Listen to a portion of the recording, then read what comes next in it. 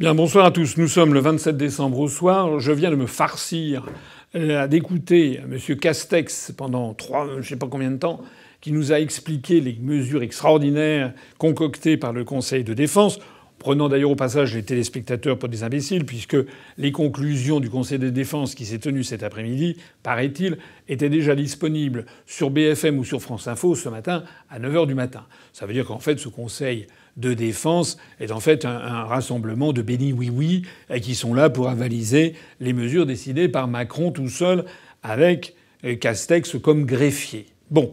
Alors qu'est-ce qu'on apprend de ces mesures? On apprend ce qu'on avait appris dans la presse, c'est-à-dire une espèce de méli-mélo de mesures qui sont finalement à peu près toutes coercitives, sauf une. Alors celles qui sont coercitives, c'est que maintenant on n'aura pas le droit de manger debout. Dans des bars, il faudrait être assis.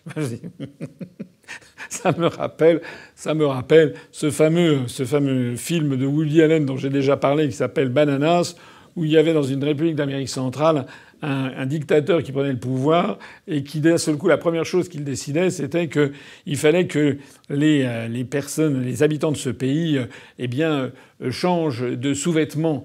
Je sais plus quoi, je crois toutes les demi-heures ou toutes les heures. Et donc, pour vérifier que c'était possible, il fallait qu'ils les portent au-dessus de leurs pantalons. Enfin voilà, c'est-à-dire des mesures. Hear me. I am your new president. From this day on, the official language of San Marcos will be Swedish. Silence! In addition to that, all citizens will be required to change their underwear every half hour. Underwear will be worn on the outside, so we can check. Bon. Donc, on n'aura pas le droit de manger debout dans un bar. Voilà. On n'a plus le droit de manger, de grignoter un sandwich discrètement sur un siège de TGV. C'est interdit. Ça serait la peste noire qui se répandrait à toute allure. En revanche, on a tout à fait le droit. On est même prié de ne pas protester, d'être serré comme des sardines dans le métro parisien aux heures de pointe. Allez prendre la ligne 13 et vous m'en direz des nouvelles. Bon, on n'a plus le droit non plus d'être à plus de 5000 personnes en plein air. Il faut être moins de 5000 et si c'est couvert, il faut être moins de 2000. Là, c'est le retour des jauges qui avait été abandonné tellement c'était ridicule, puisque tout dépend évidemment de la taille du couvert. Si vous avez un immense hall qui peut accueillir des dizaines de milliers de personnes, ça existe en France. Là, les gens vont se perdre, ils seront à 50 mètres les uns des autres, et puis si en revanche vous avez une brasserie, vous ne pouvez pas être à plus de 10. Bon.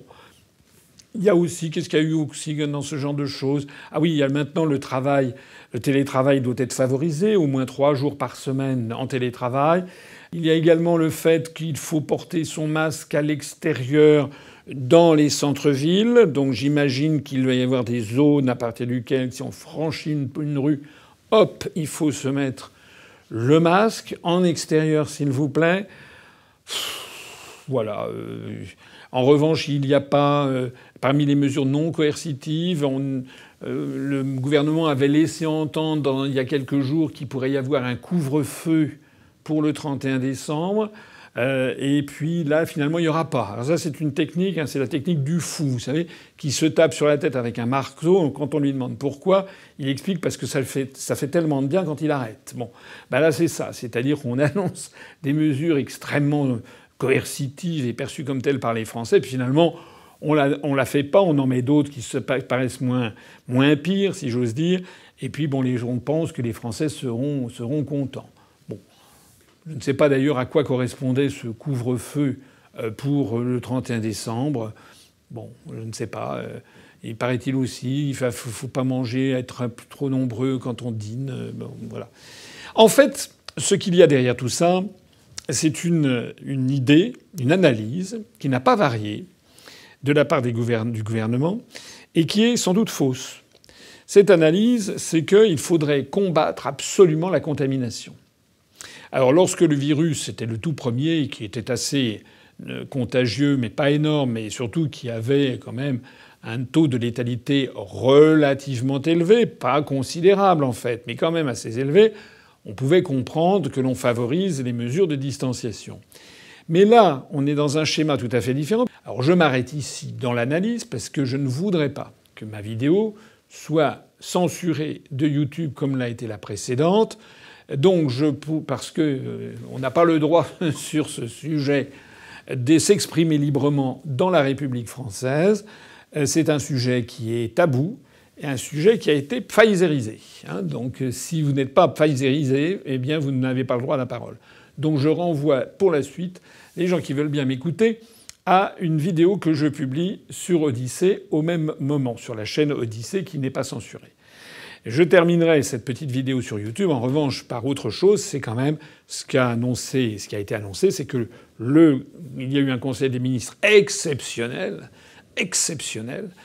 qui s'est tenu pour annoncer que le projet de loi transformant le pass sanitaire en pass vaccinal sera donc bien déposé au bureau de l'Assemblée nationale dans les prochains jours, ce qui signifie qu'il va y avoir un vote de l'Assemblée nationale, très probablement le premier vote, aux alentours du 3 ou 4 janvier, avant d'être transféré ensuite au Sénat pour le premier vote au Sénat. Alors ensuite, il y aura peut-être la navette ou la déclaration d'urgence, je ne sais pas.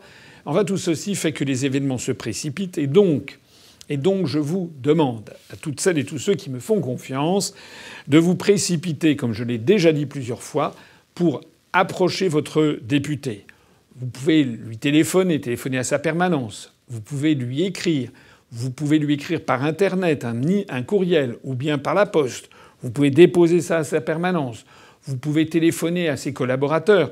Que sais-je, et vous lui demandez, nous avons fait un projet de lettre dont vous pouvez vous inspirer, que vous trouverez d'ailleurs ici, pour demander à votre député qu'il vote contre ce projet de loi, d'une part, d'autre part qu'il dépose une motion de censure du gouvernement. Il faut 58 députés, il y a 201 députés qui sont d'opposition, plus une vingtaine de non-inscrits qui sont également d'opposition. Sur les 225 députés d'opposition, il doit bien en avoir quand même 58 qui sont capables de déposer une motion de censure du gouvernement qui, même si elle n'est pas adoptée, aura au moins le mérite d'exister et de montrer que la représentation nationale qui est faite pour cela écoute les Français. Parce que je rappelle quand même que d'après tous les sondages dont nous disposons, soit des sondages en ligne, soit des sondages faits par des instituts, on estime qu'il y a entre 75 et 80% des Français qui sont hostiles au pass vaccinal. Je voudrais d'ailleurs souligner ici qu'il n'y a que très peu de pays au monde qui ont imposé un pass vaccinal. L'écrasante majorité des pays du monde n'ont pas imposé de pass vaccinal. J'en profite aussi pour rappeler, d'ailleurs, que la France, contrairement à ce que je lis parfois sur certains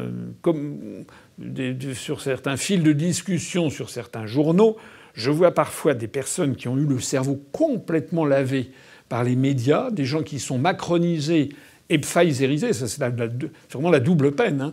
Macronisé plus pfizerisé, ça fait beaucoup dans le même cerveau. Eh bien, il y a en effet des gens qui pensent que Macron a géré la pandémie de Covid-19 d'une façon, mais alors incroyablement géniale, quoi. Comme si c'était quasiment un prix Nobel de médecine qu'on avait à l'Élysée. Il faut quand même un petit peu redescendre sur Terre. Je m'adresse ici quand même aux Français. Alors je sais que il y a le syndrome de Stockholm. Ils ont été capturés. Donc on leur a mis dans le ciboulot des tas de fausses informations. Donc ils sont dans cet état-là. Mais au minimum, prenez quand même une liste du nombre de morts par million d'habitants sur les 195 pays du monde, et vous verrez que la France se classe en gros entre les 20 et 25e plus mauvais, comme d'ailleurs la plupart des pays occidentaux qui ont été pfizerisés. Il faut bien comprendre que beaucoup de pays du monde sont dans des situations bien moindres, beaucoup moindres, de contamination et de décès. Voilà la vérité. Je vous renvoie donc à ce projet de lettre et je vous dis qu'il faut absolument se dépêcher de le faire parce qu'il faut que les députés reçoivent ça maintenant. Là, le 28, le 29, le 30 décembre, le 31, le 1, le 2, puisque le premier vote aura sans doute lieu autour du 3 ou 4 janvier 2022 et que ça verrouillera la suite des événements. Alors, pour être dans les choses très très concrètes, je signale qu'il y a un site tout à fait apolitique, qui n'a aucune appartenance politique, qui s'appelle motiondecensure.fr, qui fait simplement que dresser la liste des 577 députés avec une colonne est-ce qu'il a voté pour ou est-ce qu'il va voter pour le pass sanitaire, ou bien une deuxième colonne est-ce qu'il va voter contre, et donc il y aura une croix, et puis une troisième colonne qui est est-ce qu'il compte déposer une motion de censure en vertu de l'article 49 alinéa 2 de la Constitution, il faut 58 députés. Voilà. Eh bien, donc, je vous suggère d'y aller. Je vous suggère aussi d'aller sur notre site ou tout simplement sur le lien que vous trouvez en bas pour vous inspirer du projet de lettre que nous vous conseillons d'envoyer par tous les moyens possibles, y compris donc par courriel, par la poste, allez le déposer dans la boîte aux lettres. Même si vous avez un pigeon voyageur, vous le mettez autour de la patte, il y va. En tout cas, il faut faire passer ça au maximum de députés.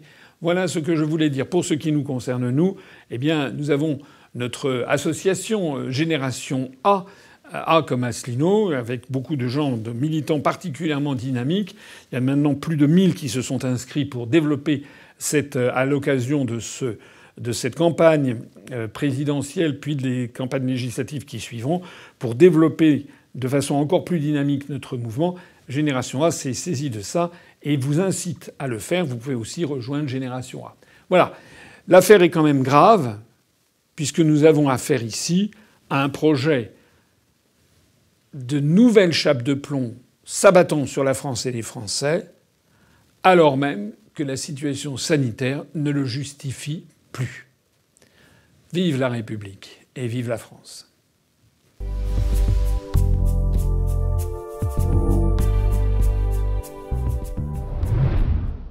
Bon, vous avez compris, Asselineau 2022, c'est parti. C'est le moment de se mobiliser plus que jamais. Pour les parrainages, on en a beaucoup de promesses, il faut en avoir encore plus. Et aussi pour le nerf de la guerre, c'est-à-dire le financement de la campagne. Vous savez que nous avons 0 € d'endettement. Nous comptons rester avec 0 € d'endettement. Donc il vous appartient de participer. On a besoin d'argent, je le dis carrément comme tout le monde.